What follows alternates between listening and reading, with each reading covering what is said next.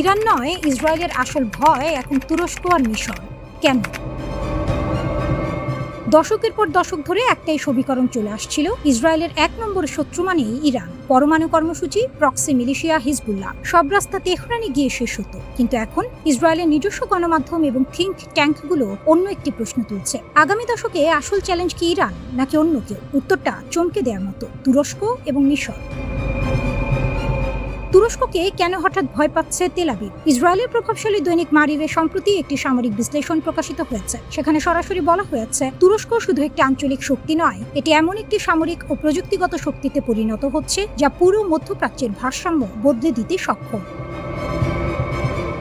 ন্যাটোতে যুক্তরাষ্ট্রের পরই তুরস্কের অবস্থান। কয়েক লাখ সক্রিয় সেনা, আধুনিক যুদ্ধ সক্ষমতা, বিস্তৃত সামরিক অবকাঠামো, এটুকু হয়তো আগেও জানা ছিল। কিন্তু ইসরায়েলি বিশ্লেষকদের ঘুম কাটছে অন্য একটি বিষয়, তুরস্কের প্রতিরক্ষা শিল্প। একসময় বিদেশি অস্ত্রের উপর পুরোপুরি নির্ভরশীল এই দেশটি এখন নিজেদের সামরিক চাহিদার প্রায় ৮০% দেশীয় প্রযুক্তিতে মেটাচ্ছে। যুদ্ধবিমান, ড্রোন, ক্ষেপণাস্ত্র, সাঁজোয়াজান, নৌ প্রযুক্তি, প্রতিটি ক্ষেত্রে আঙ্কারা দ্রুত গতিতে এগিয়ে যাচ্ছে।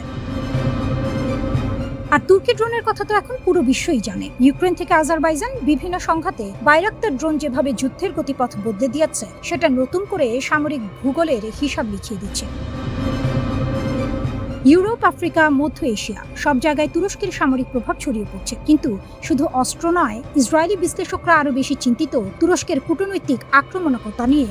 গাজা ইস্যুতে এরদোয়ানের কঠোর অবস্থান, ফিলিস্তিনের প্রতি প্রকাশ্য সমর্থন এবং মুসলিম বিশ্বের নেতৃত্বে নিজেকে প্রতিষ্ঠা করার সুস্পষ্ট প্রচেষ্টা, এই সবকিছু মিলিয়ে তেল আবিব একটি বহুমাত্রিক চ্যালেঞ্জ দেখছে।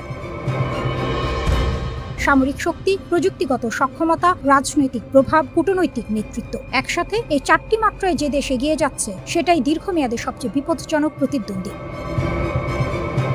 মিশর শান্তি চুক্তির পরেও কেন যুদ্ধের আশঙ্কা? জেরুজালেমে অনুষ্ঠিত JMS ইন্টারন্যাশনাল পলিসি সামিটে হারুস সেন্টারের প্রধান নির্বাহী আহমিয়াদ কোহেন একটি বিস্ফোরক মন্তব্য করলেন। আগামী ১৫ বছরের মধ্যে মিশরের সঙ্গে যুদ্ধে জড়াতে পারে ইসরায়েল। কথাটা শুনলে হোঁচট লাগে, কারণ ইসরায়েল ও মিশর ১৯৭৯ সালেই ঐতিহাসিক শান্তি চুক্তি করেছে। ৪ দশকেরও বেশি সময় ধরে দুই দেশের মধ্যে নিরাপত্তা সহযোগিতা চলছে, সিনাই অঞ্চলে একসাথে সন্ত্রাস দমন করেছে। তাহলে কোহেন কোন ভিত্তিতে এই পূর্বাভাস দিচ্ছেন? তার যুক্তি হলো, ইরান ও প্রতিরোধ শক্তির প্রভাব যদি কমে যায়, মধ্যপ্রাচ্যে একটি নতুন কৌশলগত শূন্যতা তৈরি হবে। আর সেই শূন্যতা পূরণ করতে এগিয়ে আসবে সুন্নি মুসলিম রাষ্ট্রগুলো। তখন যদি মুসলিম ব্রাদারহুড আবারও মিশরের ক্ষমতায় ফেরে, কায়রো ও তেল আবিবের সম্পর্ক সম্পূর্ণ ভিন্ন মোড় নেবে। এই মন্তব্যকে একা কোহেনের মতামত বলে উড়িয়ে দেওয়া কঠিন, কারণ মার্কিন গুপ্তচর বৃত্তি মামলায় দণ্ডিত সাবেক ইসরায়েলপন্থী বিশ্লেষক জোনাথন পোলার্ডও একই সতর্কবার্তা দিয়েছেন। ইরান দুর্বল হলে তুরস্ক ও মিশরই হবে ইসরায়েলের প্রধান কৌশলগত প্রতিদ্বন্দ্বী। ইসরায়েল এখন একসঙ্গে একাধিক ফ্রন্টে চাপে আছে, গাজা, ইরান, লেবানন সীমান্ত। এই পরিস্থিতিতেই উগ্র ডানপন্থী জাতীয় নিরাপত্তা মন্ত্রী ইতামার বেন গভীর প্রকাশ্যে বলেছেন, প্রয়োজনে ট্রাম্পের অনুরোধও প্রত্যাখ্যান করতে পারে ইসরায়েল।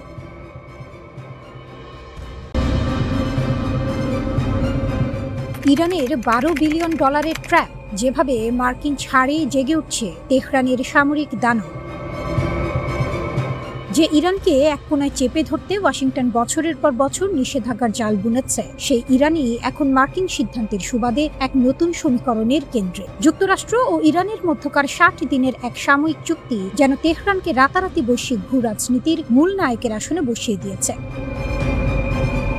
মার্কিন ছাড় ও ইরানের হাতে নতুন শক্তির চাবিকাঠি। সম্প্রতি যুক্তরাষ্ট্রের দেওয়া সামরিক ছাড়ের ফলে ইরানের তেল রপ্তানি, ব্যাংকিং লেনদেন এবং আন্তর্জাতিক বাণিজ্যে এক স্বস্তির নিঃশ্বাস পড়েছে। দীর্ঘদিন ধরে অবরুদ্ধ থাকা তেহরানের অর্থনীতিতে হুট করেই নতুন অর্থ ও সম্পদের জোয়ার আসার সুযোগ তৈরি হয়েছে। চুক্তির আওতায় ইরানের তেল বিক্রির ওপর থেকে নিষেধাজ্ঞা তুলে নেওয়া হচ্ছে এবং জব্দ করা $12 বিলিয়ন ফিরিয়ে দেওয়ার সিদ্ধান্ত হয়েছে। বিশ্লেষকদের মতে এই অর্থ সরাসরি ইরানের প্রতিরক্ষা খাতে এক বিশাল বুস্টার ডোজ হিসেবে কাজ করবে। সামরিক বিশেষজ্ঞদের মতে এই বিপুল অর্থ হাতে পাওয়ার পর ইরানের মূল লক্ষ্য হবে নিজেদের সবচেয়ে বড় দুর্বলতা ঢেকে ফেলা। সাম্প্রতিক সংঘাতগুলোতে দেখা গেছে ইরানের আকাশ প্রতিরক্ষা ব্যবস্থা বেশ ভঙ্গুর, আর এই দুর্বলতার সুযোগ নিয়েই ইসরায়েল ও যুক্তরাষ্ট্র বিভিন্ন সময় ইরানের সামরিক স্থাপনা, ক্ষেপণাস্ত্র ঘাঁটি এবং অস্ত্র তৈরির কারখানায় অনায়াসে হামলা চালাতে পেরেছে। তেহরান এখন এই ক্ষত মেরামত করতে মরিয়া। তাদের প্রধান লক্ষ্য হবে উন্নত রাডার ব্যবস্থা ও ক্ষেপণাস্ত্র প্রতিরক্ষা ব্যবস্থা গড়ে তোলা, অত্যাধুনিক আকাশ নজরদারি প্রযুক্তি সংগ্রহ করা। আর এই আকাশ প্রতিরক্ষার প্রযুক্তিগত ঘাটতি পূরণে ইরানকে সবচেয়ে বড় সহযোগিতা করতে পারে রাশিয়া ও চীন। বেইজিং, মস্কো, পিয়ংইয়ং ট্রাইও ইরানের ব্যাকবোন। ইরানের এই সামরিক পুনর্গঠন প্রক্রিয়া কিন্তু একা একা সম্ভব নয়। এর পেছনে রয়েছে এক শক্তিশালী অক্ষশক্তি, যার প্রধান ভিত্তি হলো চীন। অস্ত্র তৈরির জন্য সরাসরি ক্ষেপণাস্ত্র না এলেও চলে, কিন্তু যা লাগে তা হলো চিপস, সেন্সর এবং হেভি মেশিনারি। বিশেষজ্ঞদের মতে চীন থেকে বিভিন্ন ইলেকট্রনিক যন্ত্রাংশ, চিপ, ড্রোন প্রযুক্তি, মেশিন টুলস এবং শিল্প সরঞ্জাম সংগ্রহ করা ইরানের জন্য এখন তুলনামূলক অনেক সহজ। চীনের এই বিশাল শিল্প ও সরবরাহ ব্যবস্থা ব্যবহার করেই ইরান তার নিজস্ব সামরিক কারখানাকে ঢেলে সাজাবে।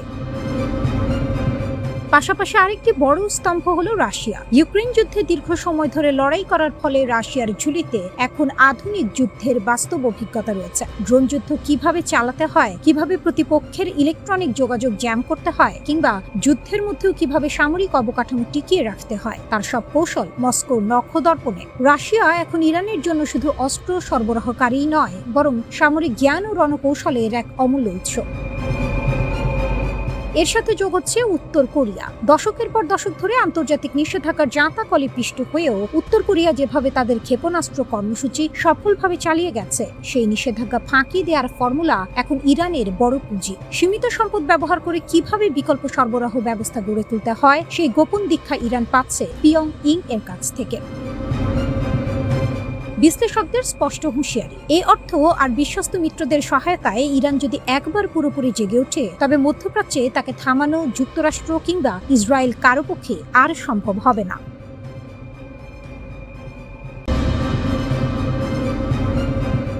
ইরান যে অস্ত্র বানিয়েছে আমেরিকা তার নাম জানতো না। পাইলট যখন জ্ঞান ফিরে পেলেন, তখন তিনি পেন্টাগনের গোয়েন্দাদের সামনে বসে কাঁপা গলায় বললেন, ওগুলো ড্রোন ছিল, কিন্তু ওগুলো একসাথে নিঃশ্বাস নিচ্ছিল। এপ্রিল 2025 ইরানের আকাশ একটি আমেরিকান F-15 যুদ্ধবিমান ভূপাতিত হলো। ইতিহাসে প্রথমবারের মতো ইরানের আকাশে মার্কিন যুদ্ধবিমান গুলি করে নামানো হলো, কিন্তু কিভাবে, কোন ক্ষেপণাস্ত্রে, কোন রাডারে? বিধ্বস্ত হওয়ার আগের শেষ কয়েক সেকেন্ড পাইলট বলেছেন, বিমান ভেঙে পড়ার ঠিক আগ মুহূর্তে তিনি আকাশে একটি অদ্ভুত দৃশ্য দেখেন। একটি বড় ড্রোনের নিচে ছোট ছোট ড্রোন ঝুলছে, একদম জেলিফিশের পায়ের মতো। আর পুরো কাঠামোটা একক প্রাণীর মতো একসাথে ঘুরছে, ভাসছে, এগিয়ে আসছে। প্রত্যক্ষদর্শী এক কর্মকর্তার ভাষায় ভিন গ্রহের কাণ্ড কারখানা। আরেকজন বললেন, আকাশের ড্রোনের মাইনফিল্ড। 4টি আলাদা গোয়েন্দা সূত্র এই বর্ণনা নিশ্চিত করেছে, ড্রোনগুলো আলাদা আলাদা ছিল না, ওরা একে অপরের সঙ্গে যুক্ত হয়ে একটাই জীবন্ত কাঠামো তৈরি করেছিল। কারিগরি ভাষায় ওর নাম ওয়ান টু মেনি মেশড নেটওয়ার্কিং। এই প্রযুক্তি আসলে কি? সাধারণ ড্রোন আক্রমণে একটা ড্রোন একটি লক্ষ্যে ধেয়ে যায়। আধুনিক প্রতিরক্ষা ব্যবস্থা সেটা ধরতে পারে, গুলি করতে পারে, ধ্বংস করতে পারে। কিন্তু যদি একসাথে 50টি ড্রোন একটাই মস্তিষ্কের নির্দেশে চলে, যদি ওরা পরস্পরের সঙ্গে যোগাযোগ করতে করতে আকৃতি বদলাতে পারে, একটাকে গুলি করলে বাকিরা দলছুট না হয়ে বরং নতুন ছক কষে এগিয়ে আসে, তখন আর এটা একটা ড্রোন নয়, এটা একটি জীব, একটা ঝাঁক, একটা চিন্তাশীল আক্রমণ। মার্কিন ড্রোন বিশেষজ্ঞ এমা বেটস বলেছেন, এই ধরনের সমন্বিত ড্রোন ঝাঁক যদি বিস্ফোরক বহন করে নিখুঁতভাবে আকৃতি বজায় রেখে আক্রমণ চালাতে পারে, তাহলে যে কোনো দেশের প্রতিরক্ষা ব্যবস্থার জন্য সেটা ব্যয়বহুল দুঃস্বপ্ন। কারণ এক একটা ইন্টারসেপ্টর মিসাইলের দাম লক্ষ লক্ষ ডলার, আর ড্রোনের ঝাঁক আসে হাজার হাজার। এতদিন এই প্রযুক্তি শুধু চীন আর রাশিয়ার কাছে আছে বলে ধারণা ছিল। এখন প্রশ্ন, ইরান কোথা থেকে পেল? ইরান যেভাবে খেলা পাল্টে দিল। ইরানের ড্রোন গল্পটা পুরনো। ইউক্রেন যুদ্ধে রাশিয়া ইরানি শাহী ড্রোন ব্যবহার করে ইউরোপকে চমকে দিয়েছিল। সস্তা, সহজ কিন্তু কার্যকর। কিন্তু সেটা ছিল প্রথম অধ্যায়। দ্বিতীয় অধ্যায়ে ইরান শুধু সস্তা ড্রোন বানায়নি, তারা ড্রোনকে চিন্তা করতে শিখিয়েছে, ঝাঁক মারতে শিখিয়েছে, একসাথে শ্বাস নিতে শিখিয়েছে। বিশেষজ্ঞরা মনে করছেন, রাশিয়া বা চীনের প্রযুক্তি সহায়তায় ইরান এই ক্ষমতা অর্জন করেছে। ইউক্রেনের রণাঙ্গন ছিল পরীক্ষাগার, মধ্যপ্রাচ্য হলো বাস্তব মঞ্চ। এবং সেই মঞ্চে এপ্রিল মাসে যা ঘটলো, একটা F-15 মাটিতে পড়লো, সেটা শুধু একটি বিমান ভূপাতিত হওয়ার গল্প নয়, সেটা একটি বার্তা। পেন্টাগনের ভেতরে এখন কি চলছে? পাইলটের বর্ণনা দিয়ে খোদ মার্কিন গোয়েন্দা সংস্থার কর্মকর্তাদের মধ্যে দুটো দল তৈরি হয়েছে। একদল বলছে পাইলট সেদিন মাথায় কনকাশন পেয়েছিলেন, এটা তার দ্বিতীয়বার বিমান বিধ্বস্তের ঘটনা। আগেরবার কুয়েতি বাহিনীর ফ্রেন্ডলি ফায়ারে বিমান পড়েছিল। মানসিক ট্রমায় মানুষ অনেক কিছু দেখে যা আসলে থাকে না। আরেক দল বলছে 4টি স্বাধীন গোয়েন্দা সূত্র এই ঘটনা নিশ্চিত করেছে, এটা এক পাইলটের হ্যালুসিনেশন নয়। মার্কিন এয়ারফোর্স বা সেন্ট্রাল কমান্ড এখনো আনুষ্ঠানিক কোনো মন্তব্য করেনি। সেই নীরবতাটাই সবচেয়ে জোরালো বক্তব্য।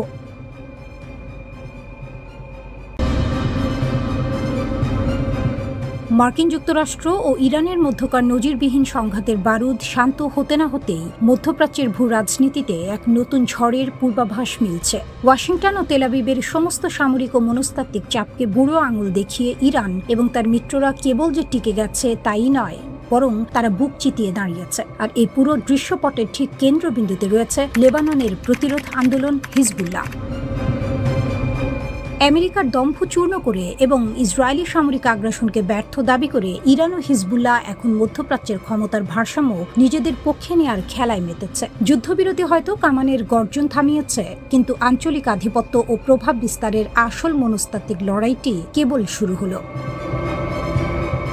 যুদ্ধবিরতির পরপরই এক অগ্নিগর্ভ টেলিভিশন ভাষণে হিজবুল্লাহ প্রধান নাইম কাশেম ইসরায়েলের সামনে স্পষ্ট ও কঠোর শর্ত ছুড়ে দিয়েছেন। হিজবুল্লাহর এই বার্তা কোনো নমনীয়তা নয়, বরং চরম লিভারেজ বা সুবিধাজনক অবস্থানে থেকে দেয়া একটি হুঙ্কার। কাশেমের দাবি অত্যন্ত সোজাসাপটা, পূর্ণাঙ্গ প্রত্যাহার। ইসরায়েলকে লেবাননের প্রতি ইঞ্চি ভূখণ্ড থেকে সম্পূর্ণ এবং একটি নির্দিষ্ট সময়সীমার মধ্যে চলে যেতে হবে। কোনো বাফার জোন নয়, কোনো আংশিক পিছু হটা, তথাকথিত বাফার জোন বা আপোষের কোনো সুযোগ নেই। সার্বভৌমত্ব পুনরুদ্ধার। লিতানি নদীর দক্ষিণে কেবল লেবাননের সেনাবাহিনী মোতায়েন থাকবে এবং আকাশ, স্থল ও সমুদ্র পথে ইসরায়েলি আগ্রাসন সম্পূর্ণ বন্ধ করতে হবে।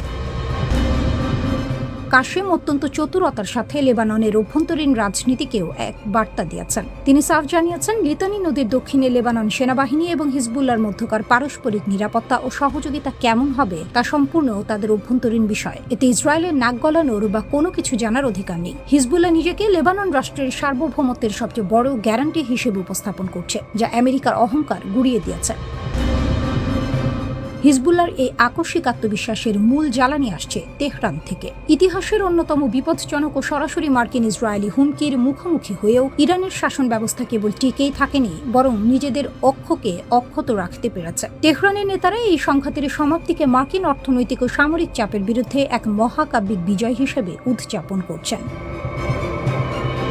ইরানের এই রাজনৈতিক ও সামরিক টিকে থাকা পুরো প্রতিরোধের অক্ষ, তা সে লেবানন, সিরিয়া কিংবা ইয়েমেনেই হোক না কেন, তাদের মধ্যে এই ধারণাকে দৃঢ় করেছে যে ওয়াশিংটন তেল আবিব জোট অপরাজেয় নয়। হিজবুল্লাহর হিসাব কষে দেখিয়েছে যে গত কয়েক মাসের তীব্র ইসরায়েলি বিমান হামলা, শীর্ষ নেতৃত্বের হত্যাকাণ্ড এবং আন্তর্জাতিক নিষেধাজ্ঞা সত্ত্বেও তাদের রাজনৈতিক সংকল্প ও সামরিক চেইন অফ কমান্ড ভেঙে ফেলা যায়নি। তারা প্রমাণ করতে চায় তারা এখনও ধ্বংসস্তূপের মধ্য থেকে উঠে দাঁড়িয়ে পোস্ট ওয়ার বা যুদ্ধোত্তর ল্যান্ডস্কেপের প্রধান খেলোয়াড় হিসেবে নিয়ন্ত্রণ বজায় রাখছে।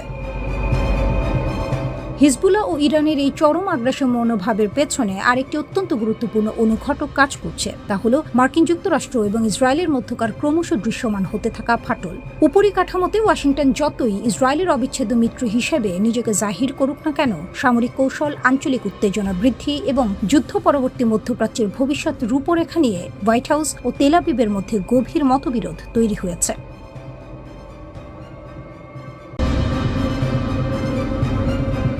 ইরানের মাস্টার প্ল্যান, লেবানন থেকে সিরিয়া, ট্রাম্পও এখন ফাঁদে। ট্রাম্প হতাশ, নেতানিয়াহু ক্ষুব্ধ। আর এই দুই নেতার মধ্যকার ফাটলের মধ্য দিয়ে ইরান শুধু দেখছে আর মুচকি হাসছে।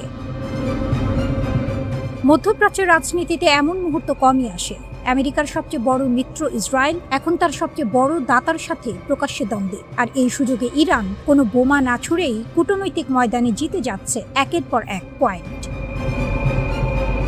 21 জুন 2025 ট্রাম্প ফক্স নিউজে বসে এমন কিছু বললেন যা মধ্যপ্রাচ্যের রাজধানীগুলোতে ভূমিকম্পের মতো ছড়িয়ে পড়ল। তিনি বললেন, ইসরায়েল হিজবুল্লাহকে শেষ করতে পারছে না, প্রতিবার অ্যাপার্টমেন্ট ভেঙে ফেলে, আমি ভাবছি এই কাজটা সিরিয়াকে দিয়ে দেব।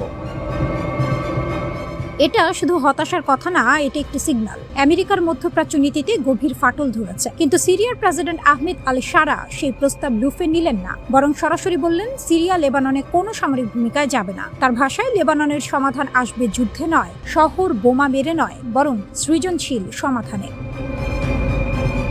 সবচেয়ে বড় চমক, শারা বললেন হিজবুল্লাহর সাথে আলোচনার টেবিলে বসতে তার আপত্তি নেই, যদি এটা লেবানন ও সিরিয়ার স্বার্থে হয় তাহলে কেন নয়। এখানেই ইরানের আসল খেলা বোঝা দরকার। হিজবুল্লাহ ইরানের তৈরি অর্থায়নে, অস্ত্রে, আদর্শে। লেবাননে ইসরায়েলের বিরুদ্ধে লড়াই করতে করতে হিজবুল্লাহ দুর্বল হয়েছে, ঠিক আছে, কিন্তু ইরান কি আসলে হিজবুল্লাহকে জেতাতে চায়, নাকি এই যুদ্ধকে জিইয়ে রেখে তার সুবিধা নিতে চায়? উত্তর দ্বিতীয়টা, কারণ এই যুদ্ধ যতদিন চলবে ইসরায়েল আন্তর্জাতিকভাবে বিচ্ছিন্ন হতে থাকবে। ট্রাম্প নেতানিয়াহুর সম্পর্ক ক্ষয় হতে থাকবে, আমেরিকার মনোযোগ বিভক্ত থাকবে, আর ইরান নিয়ে সুইজারল্যান্ড যে পারমাণবিক আলোচনা চলছে সেখানে ইরানের দর কষাকষির ক্ষমতা বাড়তে থাকবে।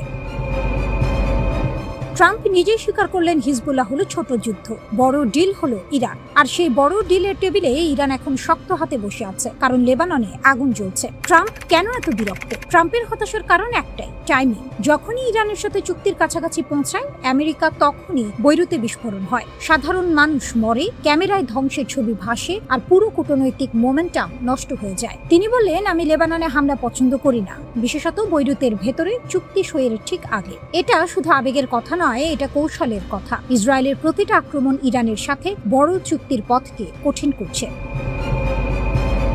নেতানিয়াহু কি বললেন? নেতানিয়াহু পাল্টা দিলেন দৃঢ়ভাবে। তিনি বললেন, আমি ইসরায়েলের স্বার্থে দাঁড়াই। ট্রাম্প আমার কথা শোনেন না, আমিও তার কথা পুরোপুরি মানি না। আমরা দুটো স্বাধীন দেশের নেতা। আর তিনি স্পষ্ট করলেন, গাজায়, সিরিয়ায়, লেবাননে ইসরায়েলের নিরাপত্তা অঞ্চল থাকবে যতদিন দরকার। এই দ্বন্দ্ব এখন প্রকাশ্য, আর ইরান এই ফাটলটাকেই তার সবচেয়ে বড় সম্পদ হিসেবে ব্যবহার করছে। মধ্যপ্রাচ্যের এই জটিল দাবার বোর্ডে ইরান একটি পুরনো কৌশল খেলছে, নিজে না লড়ে অন্যদের দিয়ে লড়িয়ে সুবিধা নেয়া। হিজবুল্লাহ তার হাতিয়ার, লেবানন তার রণক্ষেত্র, আর ট্রাম্প নেতানিয়াহুর দ্বন্দ্ব তার বোনাস।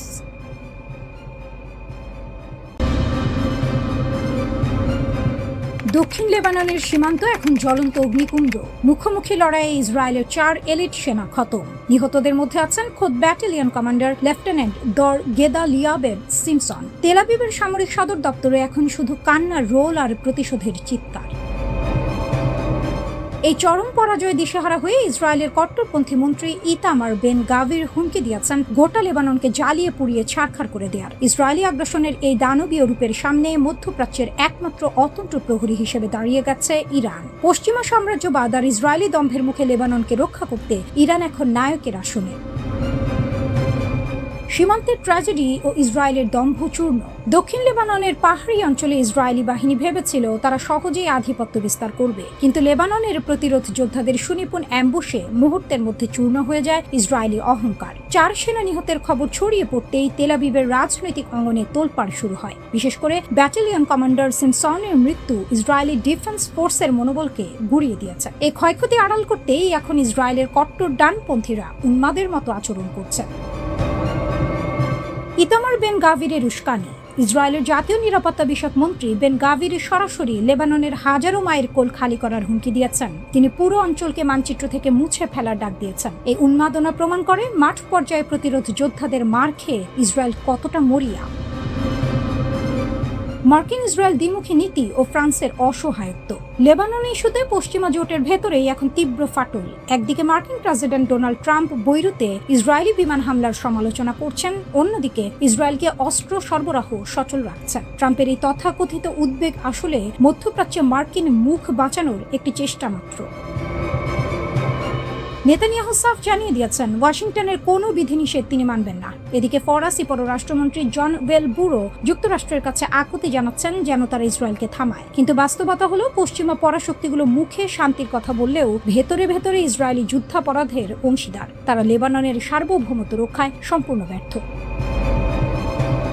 ইরান লেবাননের সার্বভৌমত্বের আসল ত্রাতা। পশ্চিমাদের এই ভণ্ডামি এবং ইসরায়েলের আগ্রাসনের মুখে লেবানন যখন অভিভাবকহীন, ঠিক তখনই ত্রাতার ভূমিকায় অবতীর্ণ হয়েছে ইরান। তেহরান কেবল ফাঁকা বলি বা যুদ্ধের হুমকি দেয় না, তারা মাঠ পর্যায়ে প্রতিরোধ গড়ে তোলার আসল কারিগর। যুদ্ধবিরতির নামে ইসরায়েলি প্রতারণা। লেবানন ও ইসরায়েলের মধ্যে একটি যুদ্ধবিরতির সমঝোতা হওয়ার কথা ছিল, কিন্তু ইসরায়েল তাদের পুরনো স্বভাব অনুযায়ী সেই সমঝোতা লঙ্ঘন করেছে। তাদের আসল উদ্দেশ্য শান্তি নয়, বরং দক্ষিণ লেবাননের খনিজ ও কৌশলগত অঞ্চলের ওপর নিয়ন্ত্রণ প্রতিষ্ঠা করা। ইসরায়েলি সেনাবাহিনী ঘোষণা করেছে যে তারা লেবাননের অবকাঠামো ধ্বংস করা অব্যাহত রাখবে। এটি কোনো সামরিক অভিযান নয়, এটি একটি স্বাধীন রাষ্ট্রের ওপর জাতিগত নিধনযজ্ঞ। আর এই আগ্রাসনের সামনে ইরান একাই প্রতিরোধ প্রাচীর গড়ে তুলেছে। অবিরাম ইসরায়েলি হামলায় দক্ষিণ লেবাননে এখন মানবিক বিপর্যয় চরমে। হাজার হাজার নিরীহ মানুষ প্রাণ হারিয়েছেন, লাখ লাখ মানুষ নিজ ভূমিতে উদ্বাস্তু হয়ে দিন কাটাচ্ছেন। জাতিসংঘ এবং আন্তর্জাতিক অপরাধ আদালত কেবল নীরব দর্শকের ভূমিকা পালন করছে।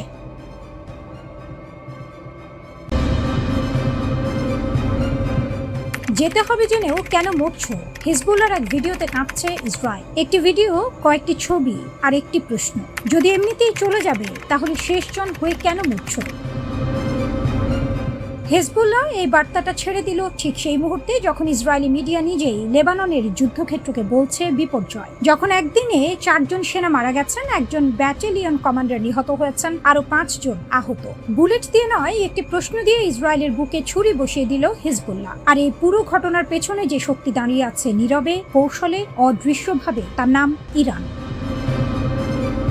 মনস্তাত্ত্বিক যুদ্ধ, অস্ত্রের চেয়েও ধারালো। যুদ্ধে শুধু গুলি চলে না, মাথাও চলে। হিজবুল্লাহর এই ভিডিওটা কোনো সাধারণ প্রচারণা নয়, এটি সুনির্দিষ্ট লক্ষ্যে ছোড়া একটি মনস্তাত্ত্বিক ক্ষেপণাস্ত্র। লক্ষ্য ইসরায়েলি সমাজের ভেতরে প্রশ্ন তোলা, সন্দেহ ঢোকানো, মনোবল ভাঙা। বার্তাটা সরল কিন্তু ভয়ঙ্কর কার্যকর। ইসরায়েলি সরকার নিজেই স্বীকার করেছে লেবানন থেকে সরে আসার কথা। আমেরিকার সঙ্গে ইরানের চুক্তিতে লেবানন ফ্রন্টে যুদ্ধবিরতির কথা আছে। তাহলে ইসরায়েলি সেনারা এখনো কেন মাটি আঁকড়ে আছেন? কার জন্য মরছেন? এই প্রশ্নটা যখন একজন ইসরায়েলি মা করেন, যখন একজন সৈনিকের বাবা করেন, তখন সেটা আর শুধু প্রশ্ন থাকে না, সেটা রাজনৈতিক চাপ হয়ে ওঠে। নেতানিয়াহুর উপর চাপ। হিজবুল্লাহ জানে এই খেলা, আর এই খেলা শিখিয়েছে ইরান। একদিনে 5 সেনা, ইসরায়েলি মিডিয়া বলছে বিপর্যয়। কাফার তেবনেত, দক্ষিণ লেবানন। হিজবুল্লাহর অ্যান্টি ট্যাঙ্ক মিসাইল বা বিস্ফোরকবাহী ড্রোন সরাসরি আঘাত করলো একটি ইসরায়েলি ট্যাঙ্কে। 4 জন নিহত, তাদের মধ্যে 52তম ব্যাটালিয়নের কমান্ডার, যিনি মাত্র কয়েকদিন আগে দায়িত্ব নিয়েছিলেন। একটি ব্যাটালিয়নের কমান্ডার মাঠে মারা যাওয়া সাধারণ ক্ষতি নয়, এটি সামরিক নেতৃত্বে আঘাত, এটি মনোবলে আঘাত। ইসরায়েলি সেনাবাহিনীর তদন্তে নিশ্চিত হয়েছে ঘটনাটা কোনো কারিগরি ত্রুটি নয়, সরাসরি হিজবুল্লাহর নির্ভুল হামলা। কয়েক ঘন্টার মধ্যে আবার হামলা, এবার ড্রোন, আরো 5 জন আহত, একজনের অবস্থা গুরুতর। ইসরায়েলি মিডিয়া সেই দিনটিকে বর্ণনা করেছে একটি মাত্র শব্দে, বিপর্যয়। নেতানিয়াহুর দ্বিমুখী চাপ, ভেতরে আর বাইরে, দুদিক থেকেই চাপে নেতানিয়াহু। বাইরে ট্রাম্প ইতিমধ্যে ইরানের সঙ্গে সমঝোতার স্মারক সই করে ফেলেছেন, সেই চুক্তিতে লেবানন ফ্রন্টে তাৎক্ষণিক যুদ্ধবিরতির কথা আছে। ভাইস প্রেসিডেন্ট জেডি ভ্যান্স প্রকাশ্যে বলেছেন ইসরায়েলের বৈরুত হামলা এই কূটনৈতিক প্রক্রিয়াকে ক্ষতিগ্রস্ত করছে। ভেতরে ইসরায়েলি সমাজে প্রশ্ন উঠছে, প্রতিদিন কফিন ফিরছে, পরিবারগুলো জানতে চাইছে এই যুদ্ধের শেষ কোথায়। কিন্তু নেতানিয়াহু পিছু হচ্ছেন না, বরং তিনি ওয়াশিংটনে লবিং করছেন। রক্ষণশীল মিডিয়া ব্যক্তিত্ব আর কংগ্রেসের মিত্রদের মাধ্যমে ইরান চুক্তির বিরুদ্ধে জনমত তৈরির চেষ্টা করছেন। সিনেটর বিল ক্যাসিডি বললেন এটা দশকের সবচেয়ে বড় পররাষ্ট্রনীতির ব্যর্থতা। টেড ক্রুজ বললেন চুক্তির শর্তগুলো বিপজ্জনক, কিন্তু ট্রাম্প সই করে ফেলেছেন, চাকা ঘুরতে শুরু করেছে। ইরানের নীরব বিজয়, এই পুরো ছবিটা এক ধাপ পিছিয়ে দেখলে একটি বিষয় স্পষ্ট হয়ে যায়। ইরান সরাসরি যুদ্ধ করেনি লেবাননে, ইরানের সেনা মারা যায়নি কাফার তেবনিতে, কিন্তু হিজবুল্লাহ যে অস্ত্র ব্যবহার করেছে, যে কৌশলে হামলা করেছে, যে সময়ে মনস্তাত্ত্বিক ভিডিও ছেড়েছে, এই পুরো পরিকল্পনার পেছনে তেহরানের ছাপ অস্বীকার করার উপায় নেই।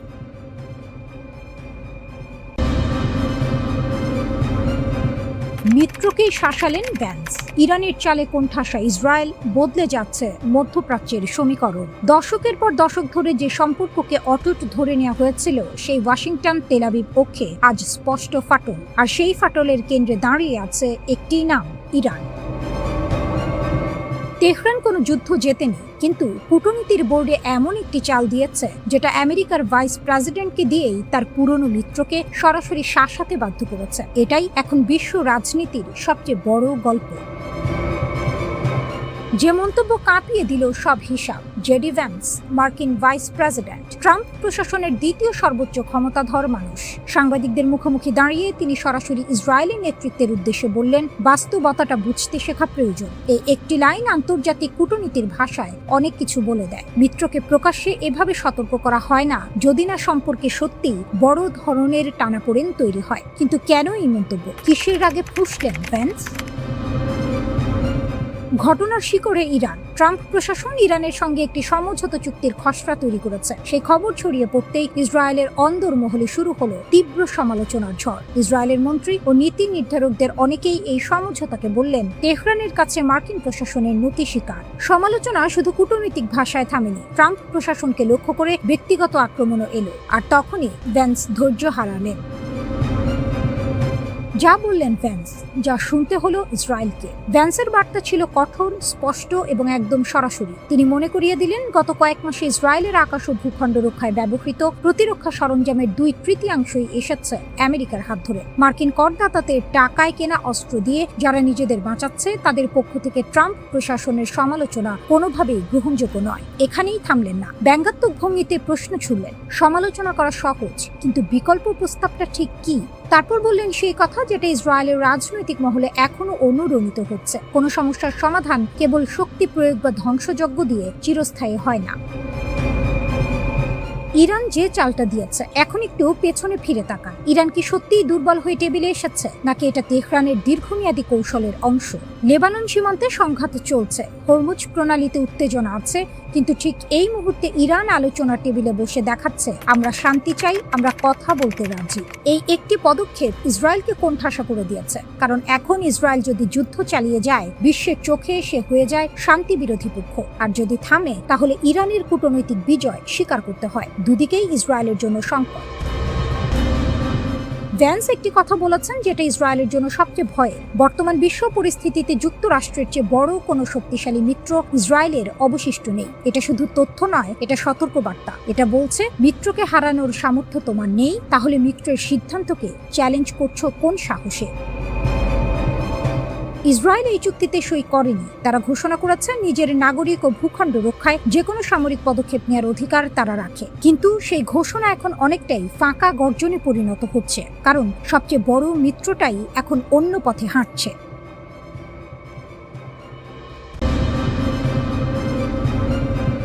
একটা সুইচ আর থমকে যাবে পুরো পৃথিবী। ধরুন আপনি সকালে উঠে দেখলেন পেট্রোল পাম্পে লম্বা লাইন, দাম দ্বিগুণ, শেয়ার বাজার ধসে পড়েছে, কারখানা বন্ধ, বন্দরে জাহাজ আটকা। কারণ মাত্র একটা সিদ্ধান্ত। একটা দেশ একটা জলপথ বন্ধ করে দিয়েছে। সেই দেশটার নাম ইরান, সেই জলপথটার নাম হরমুজ প্রণালী। এবং মার্কিন গোয়েন্দা সংস্থাগুলো এইমাত্র স্বীকার করে নিয়েছে তেহরানের হাতে এই সুইচ এখন বাস্তবে আছে। পৃথিবীর সবচেয়ে দামি 33 কিলোমিটার হরমুজ প্রণালী, ওমান উপসাগর আর পারস্য উপসাগরের মাঝখানে মাত্র 33 কিলোমিটার চওড়া এক জলপথ। দেখতে ছোট, কিন্তু এর ভেতর দিয়ে প্রতিদিন যা বয়ে যায় তা বিশাল। বিশ্বের সমুদ্রপথে পরিবহন করা মোট অপরিশোধিত তেলের 30% এই একটা পথ দিয়েই যায়। সৌদি আরব, সংযুক্ত আরব আমিরাত, কুয়েত, ইরাক, কাতার, এই অঞ্চলের প্রতিটি বড় তেল রফতানিকারক দেশের জাহাজ এই পথে চলে। ইউরোপ, এশিয়া, আমেরিকা সবার জ্বালানির লাইন এই একটি গলিপথের উপর নির্ভরশীল। এই পথ বন্ধ হলে বিকল্প নেই। পাইপলাইন আছে কিন্তু পর্যাপ্ত নয়। অন্য সমুদ্রপথ আছে কিন্তু 1000 কিলোমিটার ঘুরতে হবে। তার মানে সময় বাড়বে, খরচ বাড়বে, আর তেলের দাম আকাশ ছোঁয়া। গোয়েন্দা রিপোর্টের বোমা। সিএনএন মার্কিন গোয়েন্দা প্রতিবেদনের বরাত দিয়ে যা জানালো তা রীতিমতো চমকে দেওয়ার মতো। ইরান শুধু হুমকি দেয়নি, তারা প্রমাণ করেছে চলমান সংঘাতের মাঝেও তারা হরমুজের প্রবেশপথ অবরুদ্ধ করার সক্ষমতা রাখে। এটার তাত্ত্বিক কোনো আলোচনা নয়, এটা কার্যত যাচাই করা বাস্তবতা। গোয়েন্দা মহলের ভাষাটা আরো কঠিন। হরমুজের ওপর ইরানের এই নিয়ন্ত্রণ পারমাণবিক বোমার চেয়েও বেশি কার্যকর অস্ত্র। কারণ পারমাণবিক বোমা ব্যবহার করলে ইরান নিজেও ধ্বংস হবে, কিন্তু হরমুজ বন্ধ করলে পুরো পৃথিবী পুড়বে আর ইরান বসে দেখবে। তেহরানের নতুন চাল। দশকের পর দশক ধরে পশ্চিমা দুনিয়া ইরানকে চাপ দিয়েছে অবরোধ দিয়ে, হুমকি দিয়ে, এক ঘরে করে। তেহরান এতদিন পাল্টা দিয়েছে মিত্রদের মাধ্যমে, হামাস, হিজবুল্লাহ, হুতি। কিন্তু এখন সমীকরণ বদলে গেছে। হরমুজের এই সক্ষমতা ইরানকে দিয়েছে সরাসরি দর কষাকষির হাতিয়ার। আন্তর্জাতিক যে কোনো আলোচনার টেবিলে তেহরান এখন ঢুকবে নতুন দাপটে। অবরোধ তুলে নাও, না হয় দেখো কি হয়। এটাই এখন তাদের কার্ড। পাকিস্তান সহ বিভিন্ন মধ্যস্থতাকারীর চেষ্টায় ওয়াশিংটন ও তেহরানের মধ্যে কিছুটা সমঝোতার হাওয়া বইছিল। মার্কিন প্রশাসন নিষেধাজ্ঞা শিথিলের কথাও ভাবছিল, কিন্তু এই গোয়েন্দা প্রতিবেদন সব হিসাব উল্টে দিয়েছে। কারণ চুক্তি হলেও প্রশ্ন থেকে যাচ্ছে, হরমুজের ওপর ইরানের এই সামরিক সক্ষমতা থাকবে। আজ সমঝোতা হলো, কাল আবার বিরোধ হলে সেই সুইচ তো ইরানের হাতেই থাকবে। ওয়াশিংটনের ঘুম কেড়েছে যা, সত্যিকারের বিপদ এখানে। আমেরিকা দীর্ঘদিন ধরে ইরানের পারমাণবিক কর্মসূচি নিয়ে মাথা ঘামিয়েছে। পরমাণু বোমা যেন তেহরানের হাতে না পড়ে, এটা ছিল মার্কিন নীতির কেন্দ্রে। কিন্তু এখন পেন্টাগন ও সিআইএ বুঝতে পারছে পরমাণু বোমার চেয়ে কম বিপদজনক নয় হরমুজের চাবিকাঠি। পারমাণবিক কর্মসূচি আটকানো যায় বোমা মেরে, নিষেধাজ্ঞা দিয়ে, চাপ দিয়ে। কিন্তু হরমুজকে আটকাবেন কিভাবে? মার্কিন নৌবাহিনী সেখানে আছে, কিন্তু একটি পূর্ণ সংঘর্ষ ছাড়া ইরানকে থামানো যাবে না। আর সেই সংঘর্ষের মূল্য দিতে পুরো পৃথিবী রাজি নয়। ইরান সেটা ভালোভাবেই জানে।